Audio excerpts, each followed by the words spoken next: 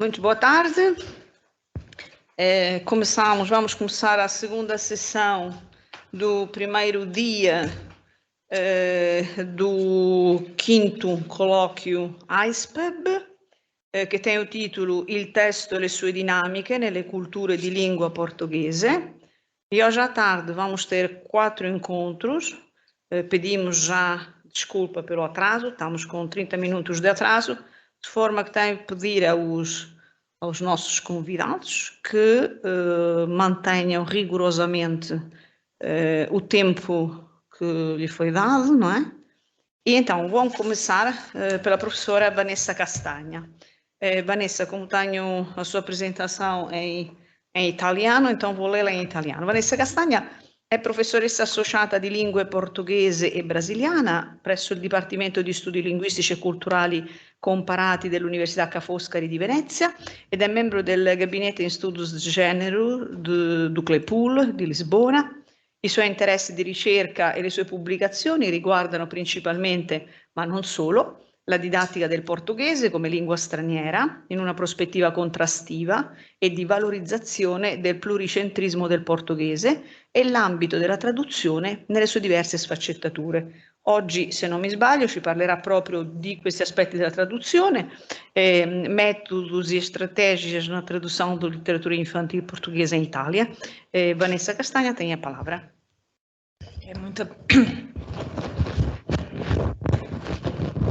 Obrigada. Então, agradeço à professora Maria Grazia Russo esta apresentação e vou começar já para não perder tempo e vou tentar ler. Peço desculpa por esta assim quantidade de computadores. Acho que nunca tive tantos ecrãs à minha frente, mas não consegui imprimir o meu texto. Então, vem aqui um pequeno sumário de como pensei em organizar a minha apresentação vou dar uma pequena introdução sobre a literatura infanto-juvenil portuguesa, traduzida e publicada em Itália.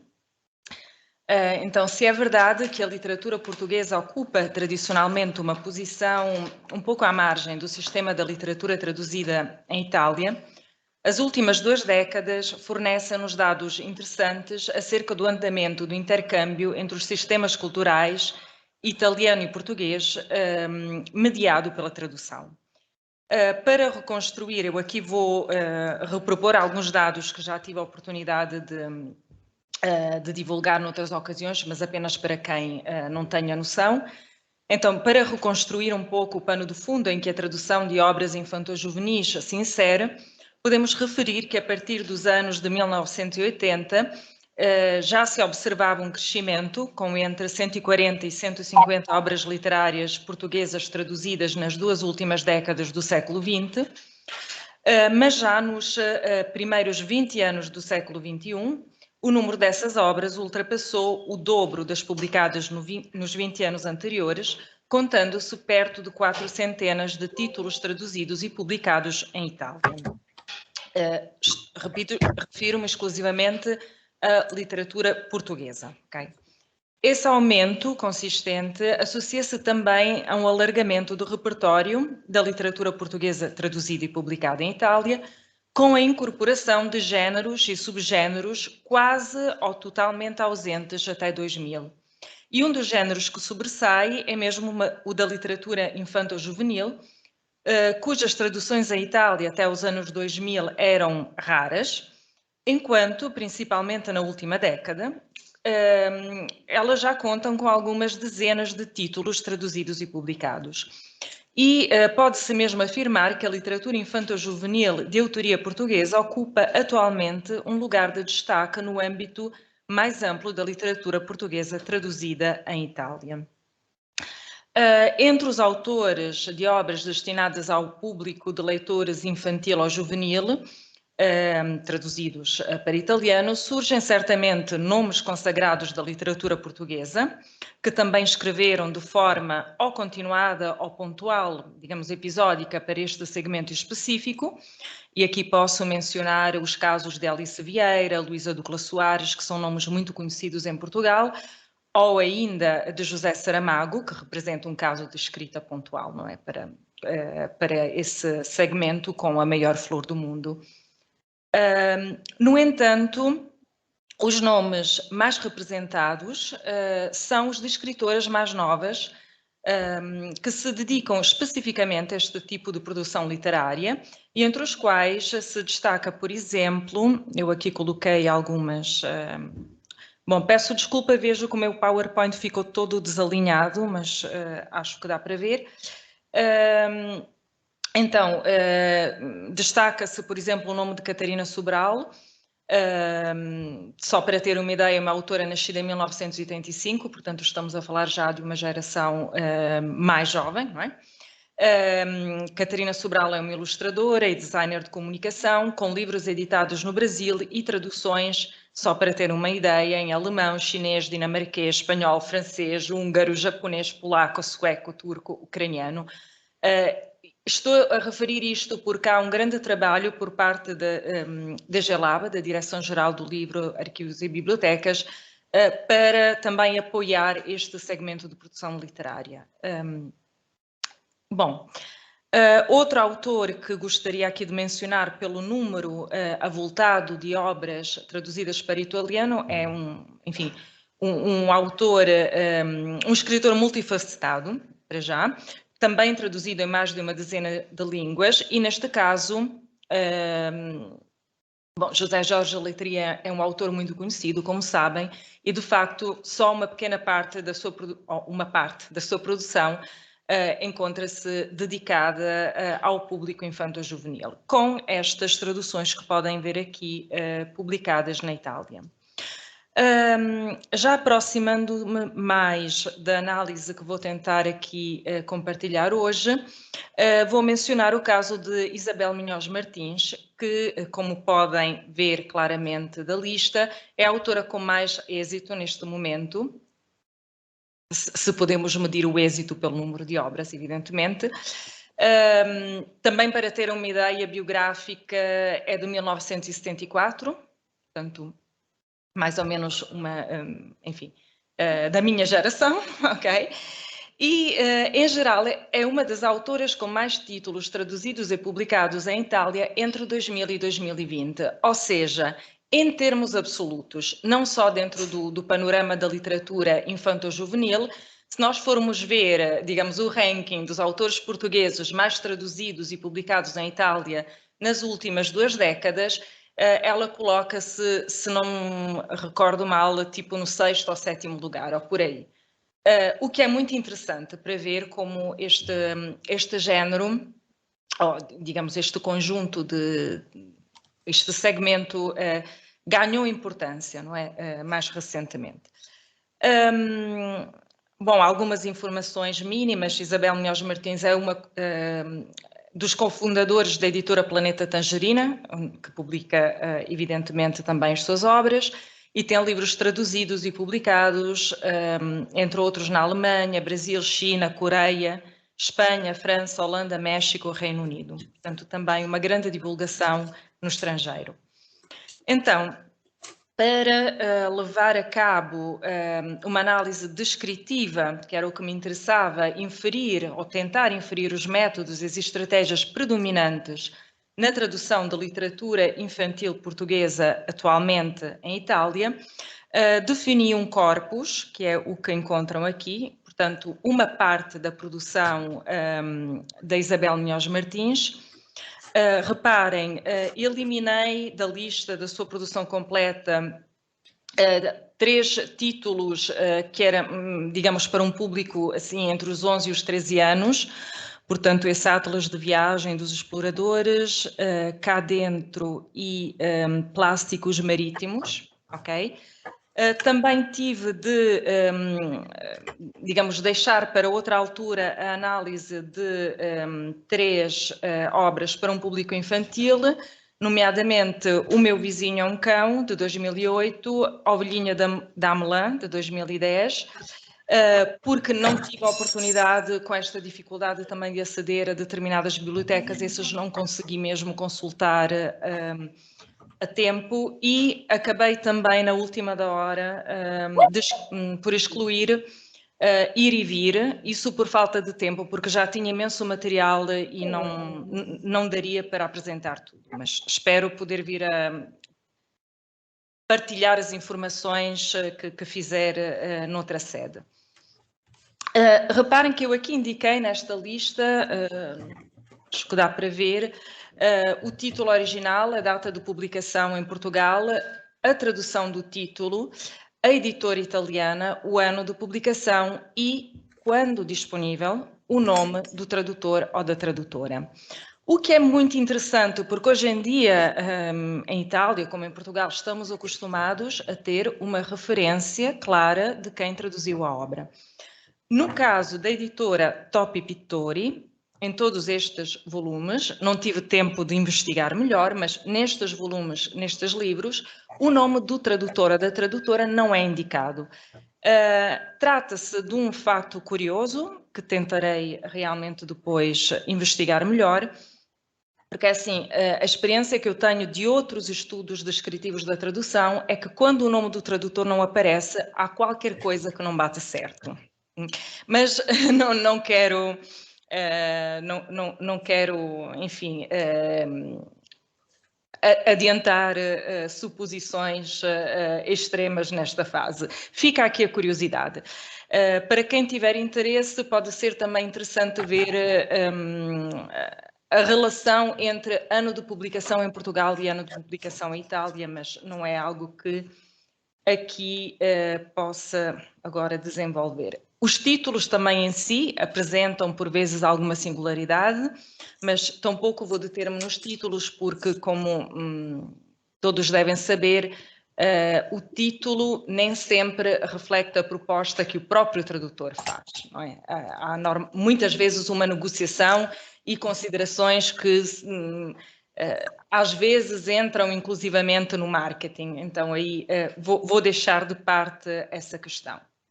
Então, a seguir, tentarei expor os aspectos mais salientes da análise que levei a cabo até agora, partindo de alguns elementos que costumam adquirir especial destaque na tradução de textos literários para jovens leitores, para os mais pequeninos, obviamente aqui remeto para o trabalho extenso de muitos especialistas que com ampla argumentação tentaram analisar a especificidade da literatura infantil, e aqui remeto brevemente para Hunt, Lathy, Oitinen, O'Sullivan, Shavit, entre outros. O que farei será orientar-me, ou tentar orientar-me a organizar os elementos observados a partir de 3 características essenciais da literatura infantil, que são especialmente relevantes para a tradução e que se podem resumir, mesmo resumir muito, nestes 3 tópicos. E então agora tentei organizar as minhas observações de acordo com estes 3 pontos.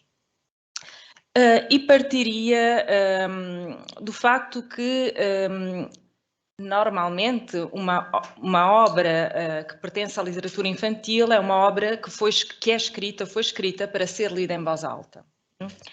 Sobretudo se o público, digamos, o destinatário, é um público que não sabe ler, então precisa da mediação de um adulto, que é outra questão que também vai surgir mais adiante.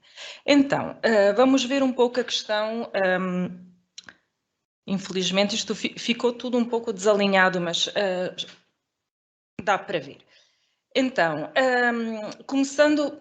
exatamente pela primeira característica, podemos dizer que, sobretudo, as obras para os mais pequeninos são, lá está, obras para serem lidas em voz alta, pelo que é essencial tudo o que envolve a sonoridade e o ritmo do texto. Então temos aspectos fónicos, rimas, assonâncias, anáforas, o recurso à repetição e assim por diante. Estes elementos podem ser mais ou menos explorados dentro de uma obra infantil, também em função da idade a que se destina. Então, em algumas das obras que constituem o corpus, o recurso às anáforas e às repetições é mais consistente do que noutros e o caso que vou mencionar aqui é quando eu nasci. Eu vejo que também os itálicos desapareceram, mas enfim, tenham paciência com as imperfeições, isto já não é, não depende do que realmente tinha preparado. Então, quando eu nasci, para já o próprio título é uma espécie de leitmotiv, que realmente é respeitado mesmo na tradução. Então, o que eu apresentei aqui é um aspecto que observei com uma certa regularidade, que é a tendência a eliminar repetições e anáforas. Vamos ver que a eliminação de repetições é considerado um universal tradutório, portanto, não admira. Só que realmente num texto que pertence à literatura infanto-juvenil é um pouco um problema. Então eu aqui dei um exemplo, tirado de quando eu nasci, em que podem ver que os elementos em itálico e que criam realmente figuras fónicas, como o caso da anáfora, não são transferidos para a tradução.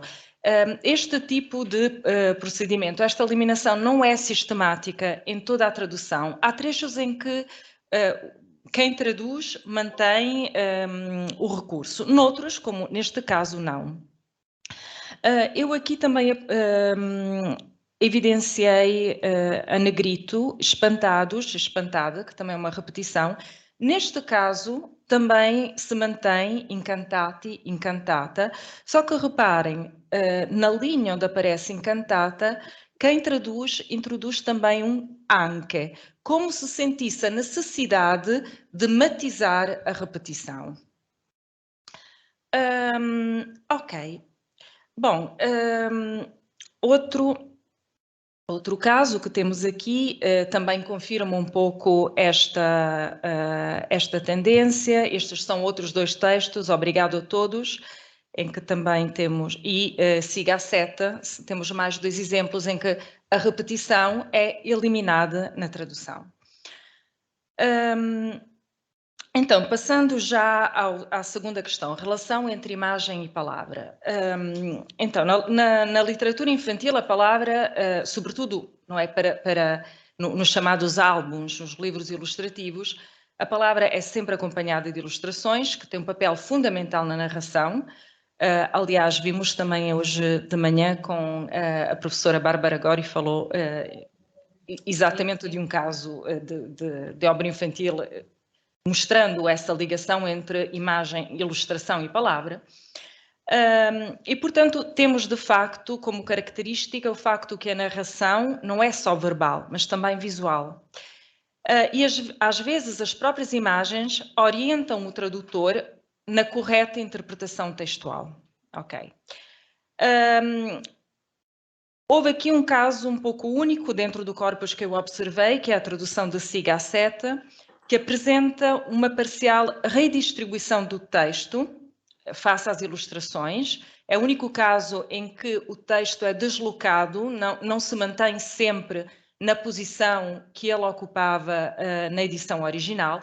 Nos outros casos, há um grande cuidado nesse aspecto também. Então, eu aqui identifiquei 3 situações possíveis. A primeira é o facto que a imagem suporta uma tradução fiel do ponto de vista semântico. E então eu aqui, não sei se dá para ver muito bem, temos o livro Obrigado a Todos. Na tradução temos na primeira página que vem: "Con mio fratello più grande ho imparato a pedalare in salita". Então, se formos ver o original, na verdade, não fazia referência nenhuma a bicicletas. Com o meu irmão mais velho, aprendi a aguentar as subidas. A imagem, de facto, permitiu a quem traduziu dar uma leitura mais específica e recodificar de forma mais livre, mas sem comprometer o sentido.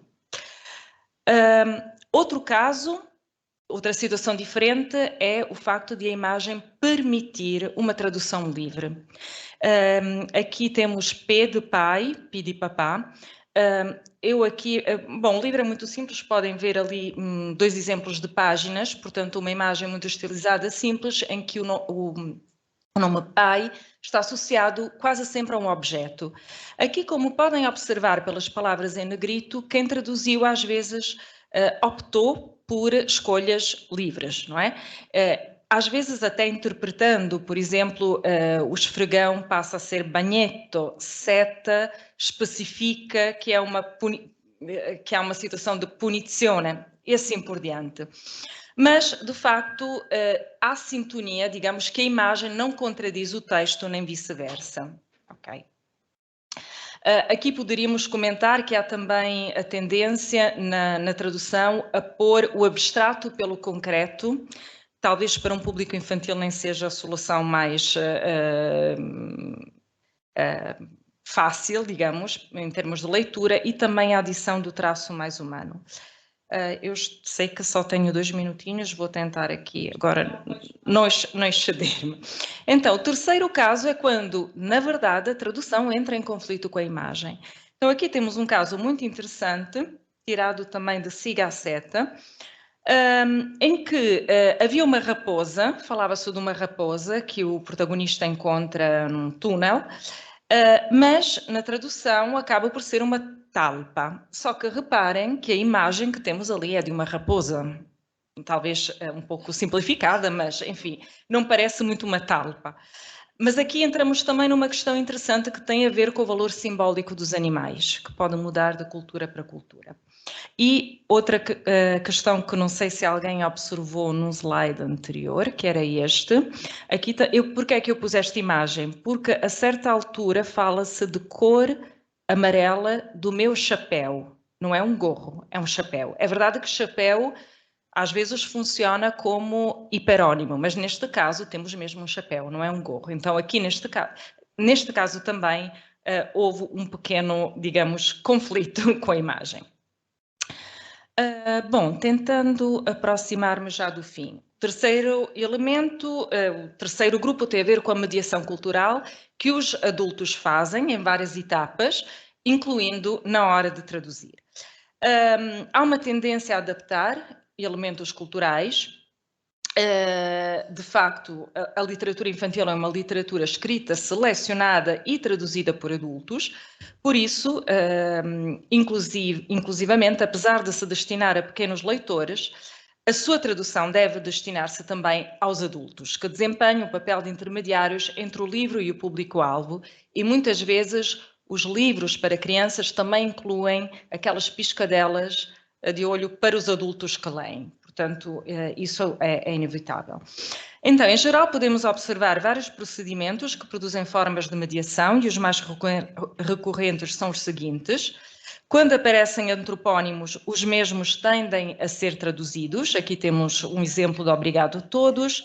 Eu aqui, olhem, isto já não é a imagem que eu queria, mas pronto, temos dá para ver rapidamente, são imagens justapostas da primeira capa, eu tinha alargado isto, são todos os nomes, e aqui já pulando um bocadinho mais para a frente, elementos do dia a dia ou hábitos. Então, por exemplo, de manhã não se comem papas, mas há o cheiro do café com leite. E, obviamente, a língua portuguesa deixa lugar à hora de italiano. Então, é claro que aqui temos uma adaptação importante. Quanto ao valor simbólico dos animais, vou pular. Eu já deixei aqui a questão da raposa, mas também aparecem gralhas e leões, associados a algumas características. E há um caso de alteração do desfecho, e pergunto-me se da moral. Porquê? Porque há uma redistribuição de informações, inclusive que não dá tempo, mas podem dar uma leitura rápida enquanto eu falo.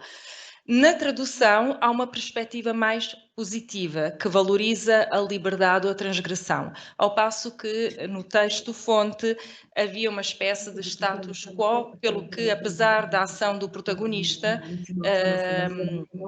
as coisas não mudavam tão radicalmente.